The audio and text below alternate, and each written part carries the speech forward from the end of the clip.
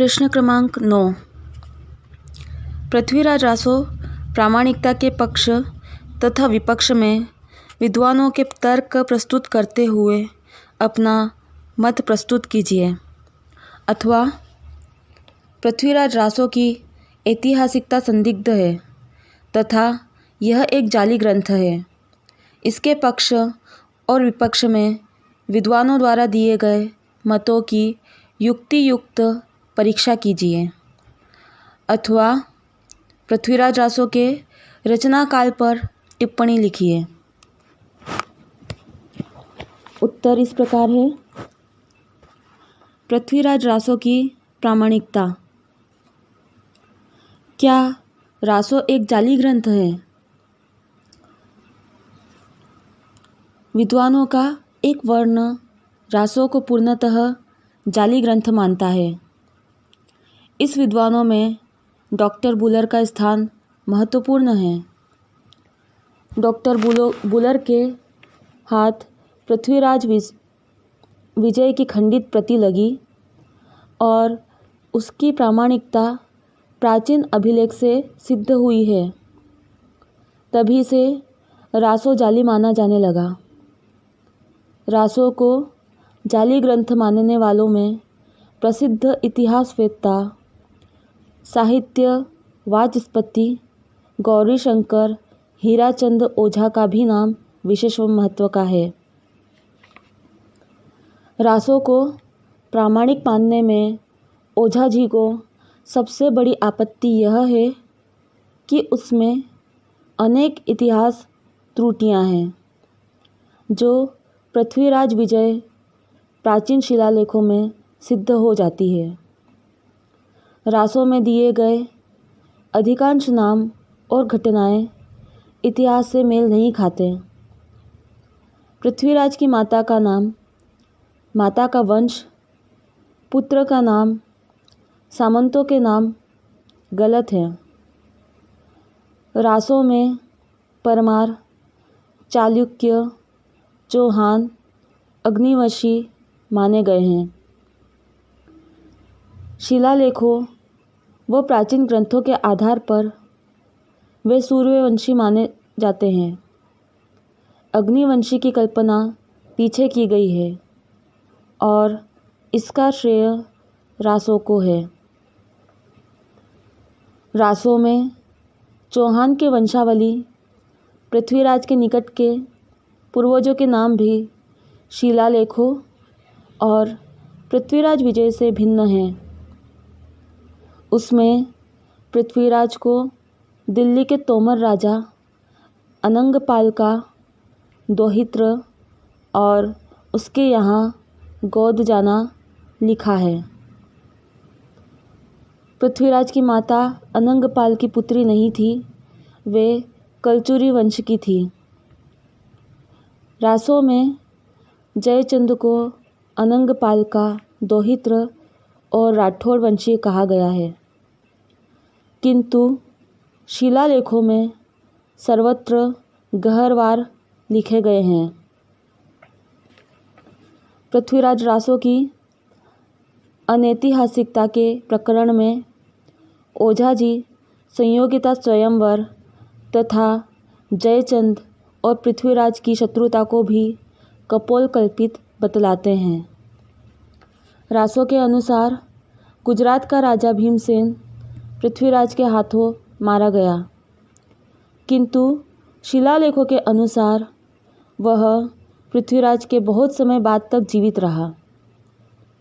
रासो के अनुसार शहाबुद्दीन को पृथ्वीराज ने तीर मारा, किंतु ऐतिहासिक तथ्य यह है कि वह सन 1203 में गक्करों के हाथ से मारा गया। इसी प्रकार रासो के अनुसार पृथ्वीराज की पुत्री पृथांकुवरी की शादी चित्तौड़ के राजा समरसिंह से हुई, किंतु इतिहास के अनुसार समरसिंह पृथ्वीराज के बाद हुए। त्रुटियों का समाधान। ओझा जी की बताई हुई ऐतिहासिक भ्रांतियों का समाधान करने का प्रयत्न मिश्र बंधु करते हैं। उनके अनुसार रासों में ये त्रुटियाँ कल्पना के आधिक्य एवं अतिशयोक्तिपूर्ण वर्णन से आ गई है। आचार्य डॉक्टरी हजारी प्रसाद द्विवेदी ने रासों की लिखित घटनाओं को ऐतिहासिक सिद्ध करने के प्रयत्न को बंद कर देना ही उचित समझा है। प्रसिद्ध ऐतिहासिक लेखकों जैसे doctor Buhler, Morrison, Gaurishankar Hiranand Ojha, Munshi Devi Prasad आदि ने इसकी ऐतिहासिक त्रुटियों को पूर्णतः सिद्ध कर दिया है। दूसरी आपत्ति। अब ओझा जी की दूसरी आपत्ति रासों की तिथियों के संबंध में है। रासो पृथ्वीराज का जन्म संवत 1115 तथा मृत्यु संवत 1158 दिया गया है। इतिहास से यह क्रमशः संवत 1220 और संवत 1248 सिद्ध होता है। इस प्रकार की तिथियों की भ्रांति का परिहार करने का भी कुछ विद्वानों ने प्रयत्न किया है।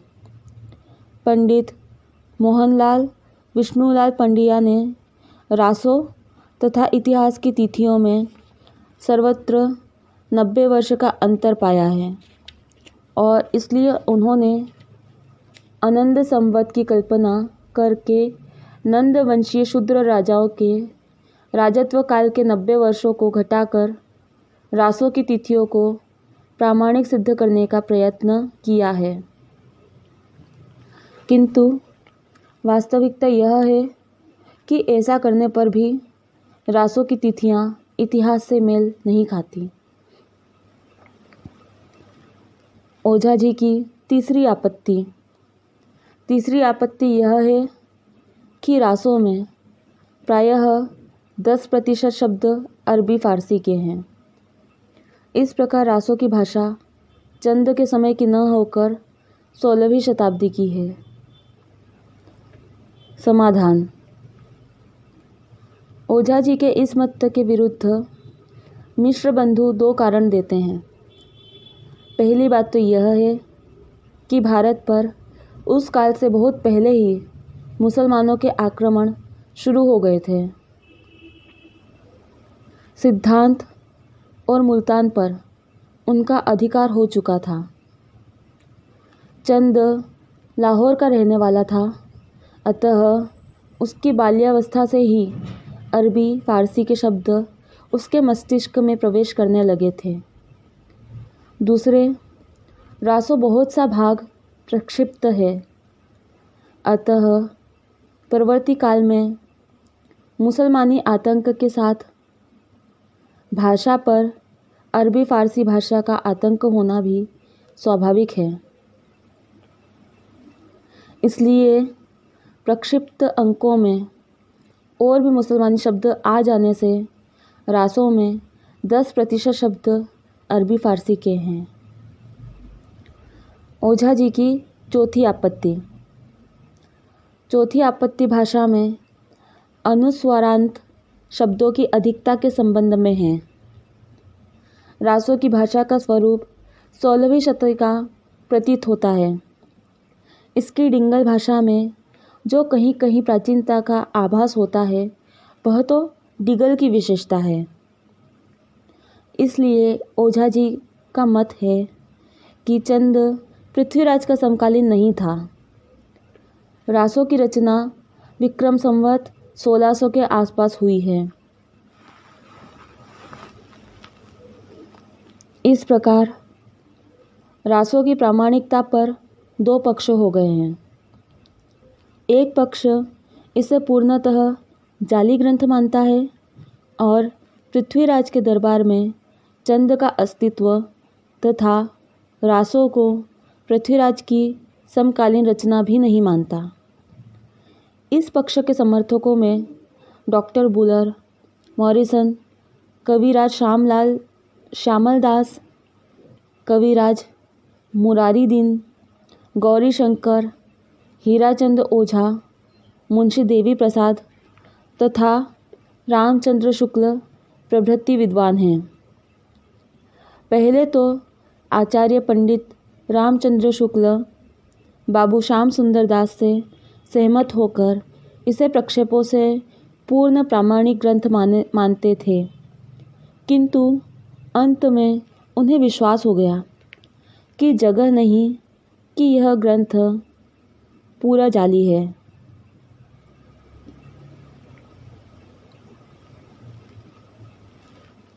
यह हो सकता है कि उसमें इधर उधर चंद के कुछ पद्य बिखरे हो, पर उनका पता लगाना असंभव है।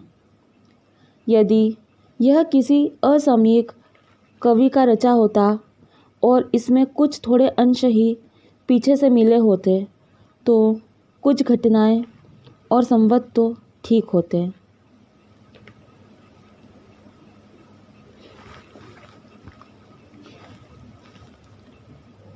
अगला शीर्षक रासो एक प्रामाणिक रचना है।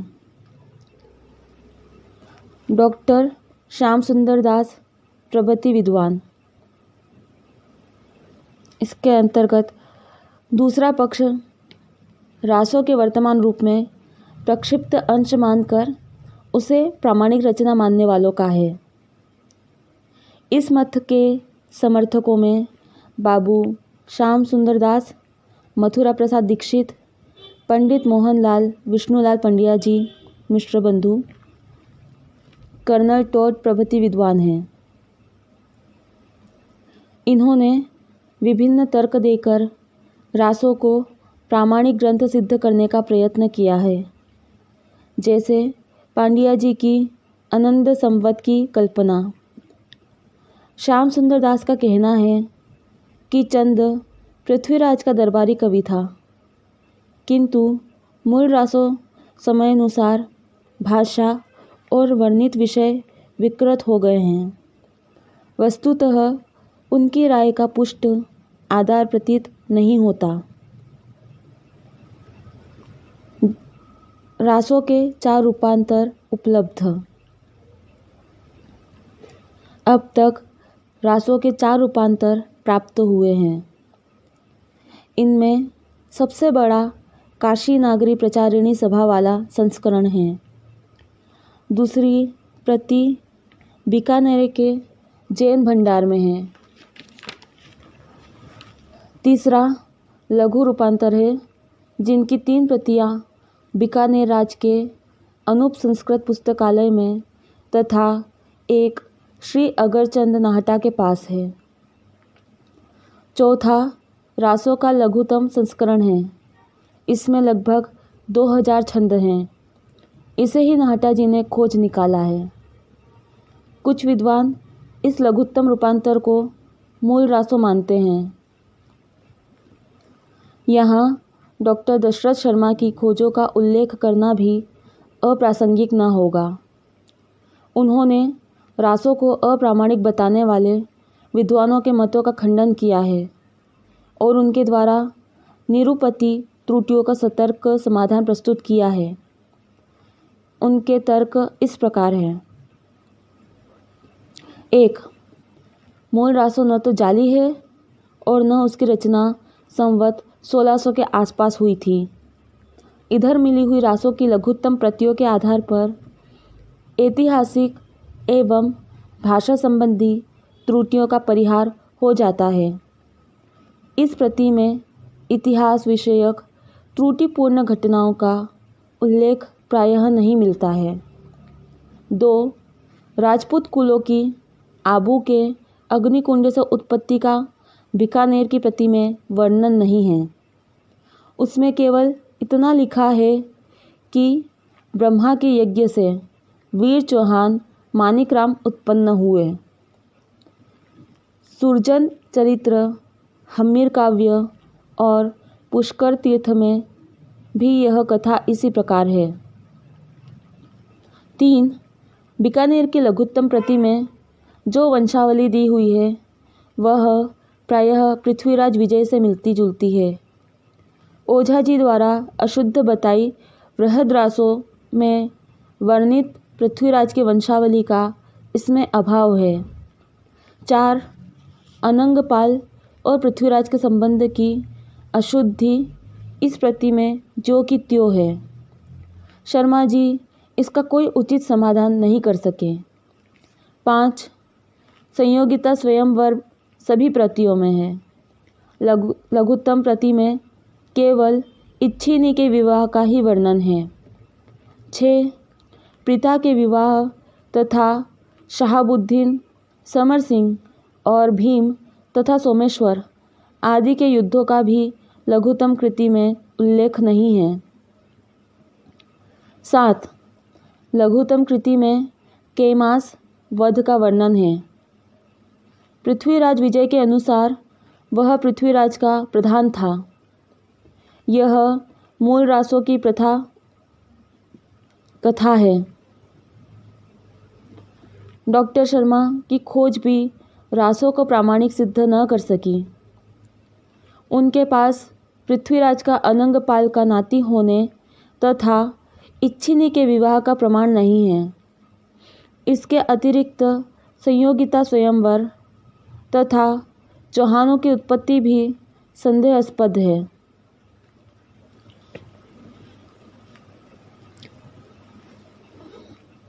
अगला शीर्षक रासो एक अर्ध प्रामाणिक रचना है।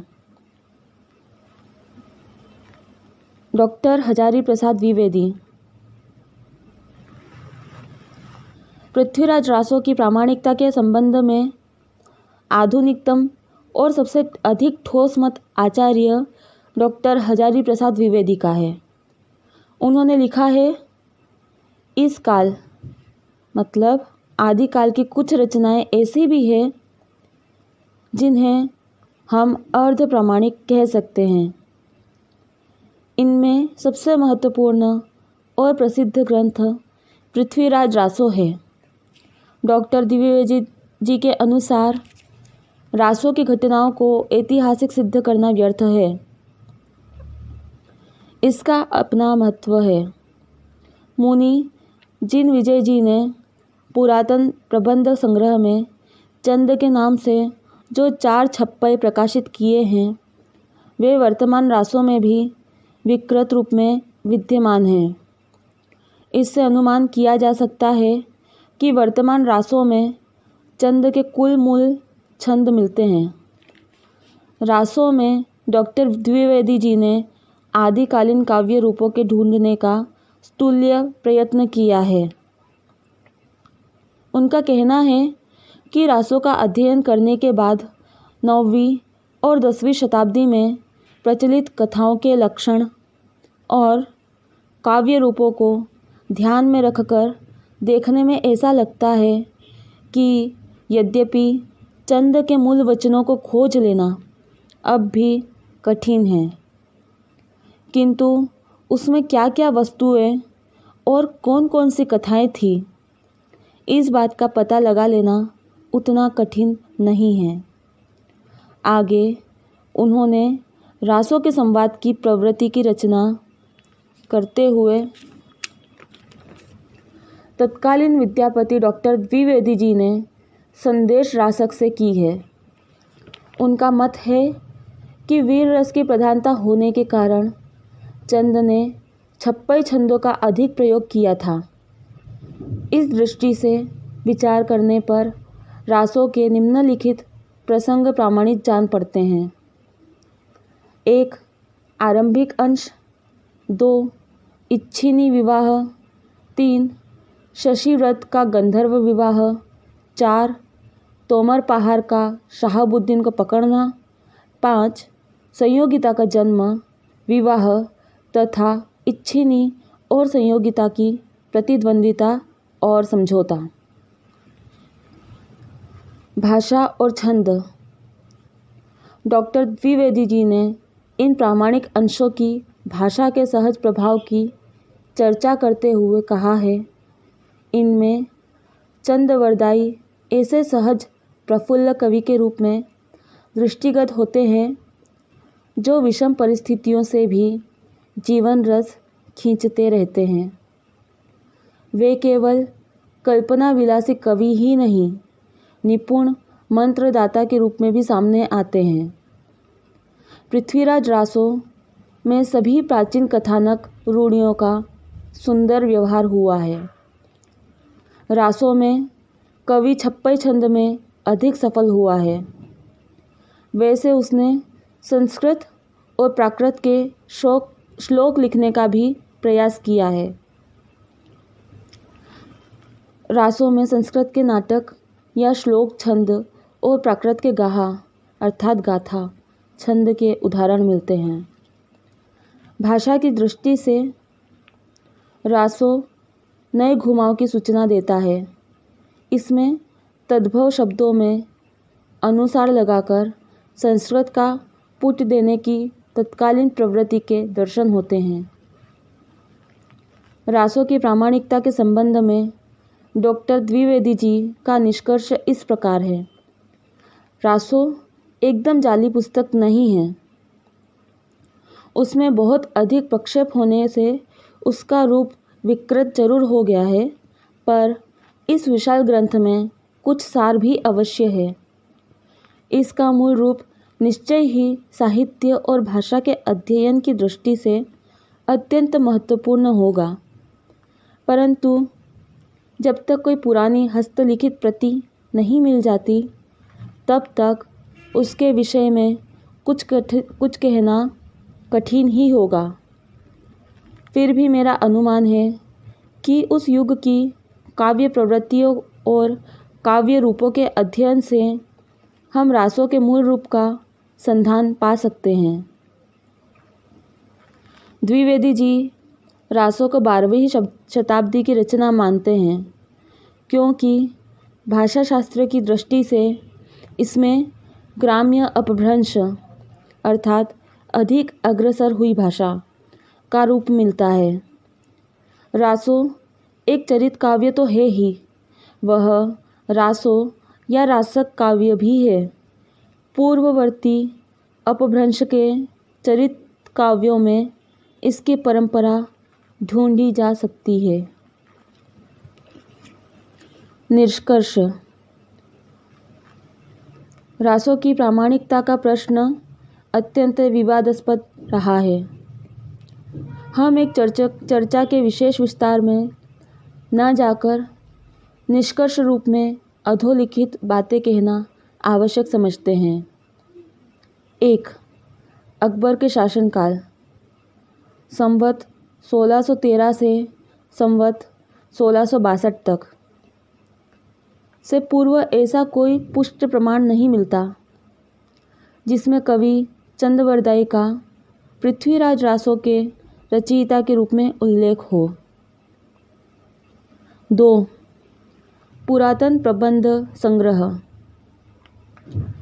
प्रबंधों का रचना काल संवत 1290 से संवत 1528 लिपि काल संवत 1528 के 2 छंदों से केवल इतना ही विदित होता है कि चंदबलदिड्ड नामक किसी कवि ने पृथ्वीराज की जीवन घटनाओं पर कुछ फुटकर छंद लिखे थे। इनसे यह नहीं मालूम पड़ता है कि चंदवरदाई पृथ्वीराज का समकालीन और दरबारी कवि था और उनसे उसके संबंध में पृथ्वीराज रासो नामक प्रबंध काव्य की रचना की थी। 3. भिन्न भिन्न विद्वानों के परिश्रम से अब तक रासों के 4 रूप उपलब्ध हुए हैं: बृहद, मध्यम, लघु और लघुत्तम। इनमें सबसे बड़ा तो काशी नागरी प्रचारिणी सभा वाला संस्करण है, जो संवत 1750 की उदयपुर वाली प्रति के आधार पर संपादित हुआ था। दूसरी प्रति ओरिएंटल कॉलेज लाहौर की है। इस रूपांतरण की कई प्रतियां उपलब्ध है, किंतु वे सभी संवत 1600 के बाद की है। रासों का तीसरा लघु रूपांतर है, जिसकी 3 प्रतियां अनुपसंस्कृत पुस्तकालय में और चौथी श्री अगरचंद नाहटा के पास है, जो संवत 1625 की है। एक प्रति 17वीं शताब्दी की है। रासों का चौथा लघुत्तम संस्करण लिपिकाल आषाढ़ सुदी 5 संवत 1667 श्री नाहटा जी ने खोज निकाला है। यह दावा किया जाने लगा है कि लघुत्तम रूपांतर ही मूल रासो है। यह अब तक प्राप्त सभी रूपांतरों से प्राचीन है। रासों का लघुत्तम पाठ अभी तक प्रायः अप्रकाशित है। उसका केवल प्रारंभिक अंश राजस्थानी भारती नामक पत्रिका से प्रकाशित हुआ है। उसकी प्राप्त प्रतियों का भी उसी संपादन में प्रयोग हो रहा है, इसलिए वे प्राप्य नहीं हैं। डॉक्टर हजारी प्रसाद द्विवेदी तथा डॉक्टर उदय नारायण तिवारी का मत है कि इतिहास की जिन गलतियों से बचने के लिए बड़े रासों को अप्रामाणिक और छोटे रासों को प्रामाणिक बताया जाता है, उसमें से कुछ न कुछ छोटी प्रतियों में भी रह जाती है।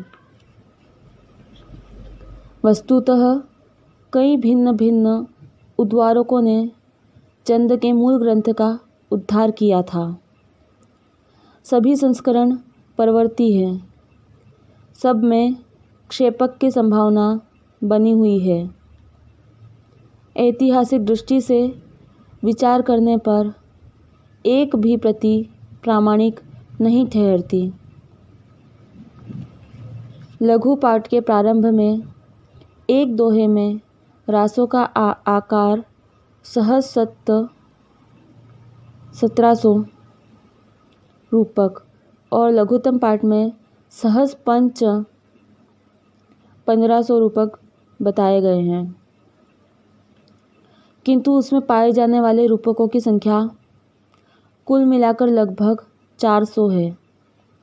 इसलिए यह लगता है कि वह एक संकलन मात्र है और इसीलिए मूल पाठ से यह भी कुछ न कुछ दूर है।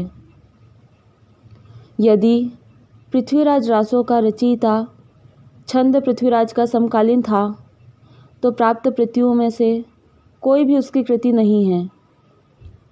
कुछ विद्वानों के अनुसार रासों की रचना चंद ने पृथ्वीराज से राजत्व काल में की, किंतु समय समय पर इसमें प्रक्षेप होता गया।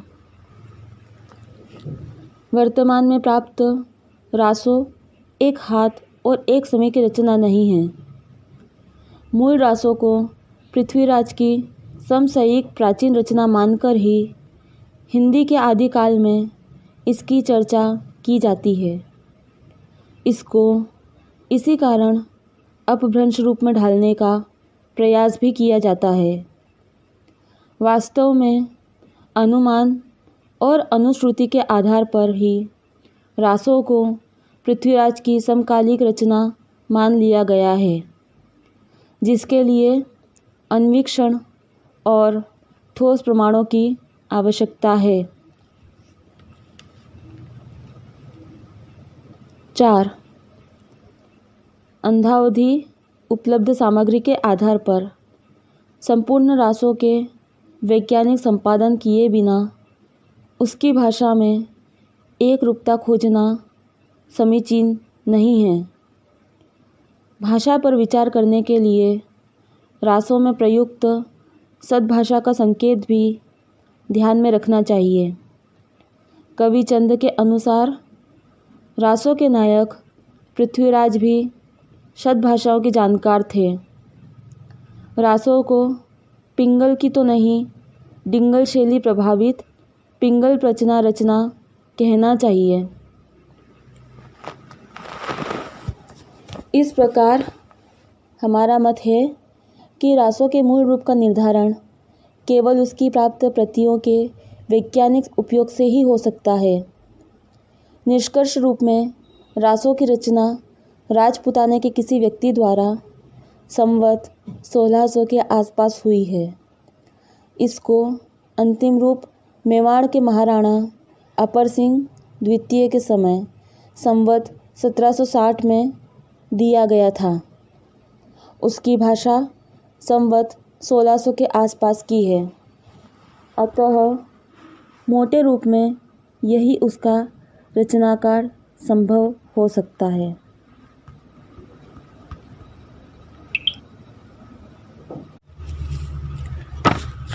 प्रश्न क्रमांक 9। पृथ्वीराज रासो प्रामाणिकता के पक्ष तथा विपक्ष में विद्वानों के तर्क प्रस्तुत करते हुए अपना मत प्रस्तुत कीजिए। अथवा पृथ्वीराज रासो की ऐतिहासिकता संदिग्ध है तथा यह एक जाली ग्रंथ है। इसके पक्ष और विपक्ष में विद्वानों द्वारा दिए गए मतों की युक्ति युक्त परीक्षा कीजिए। अथवा पृथ्वीराज रासो के रचना काल पर टिप्पणी लिखिए। उत्तर इस प्रकार है। पृथ्वीराज रासो की प्रामाणिकता। क्या रासो एक जाली ग्रंथ है? विद्वानों का एक वर्ण रासो को पूर्णतः जाली ग्रंथ मानता है। इस विद्वानों में डॉक्टर बुलर का स्थान महत्वपूर्ण है। डॉक्टर बुलर के हाथ पृथ्वीराज विजय की खंडित प्रति लगी और उसकी प्रामाणिकता प्राचीन अभिलेख से सिद्ध हुई है। तभी से रासो जाली माना जाने लगा। रासो को जाली ग्रंथ मानने वालों में प्रसिद्ध इतिहासवेत्ता, साहित्य वाचस्पति गौरीशंकर हीराचंद ओझा का भी नाम विशेष महत्व का है। रासो को प्रामाणिक मानने में ओझा जी को सबसे बड़ी आपत्ति यह है कि उसमें अनेक इतिहास त्रुटियां हैं जो पृथ्वीराज विजय प्राचीन शिलालेखों में सिद्ध हो जाती है। रासो में दिए गए अधिकांश नाम और घटनाएं इतिहास से मेल नहीं खाते। पृथ्वीराज की माता का नाम, माता का वंश, पुत्र का नाम, सामंतों के नाम गलत हैं। रासो में परमार, चालुक्य, चौहान, अग्निवंशी माने गए हैं। शिलालेखों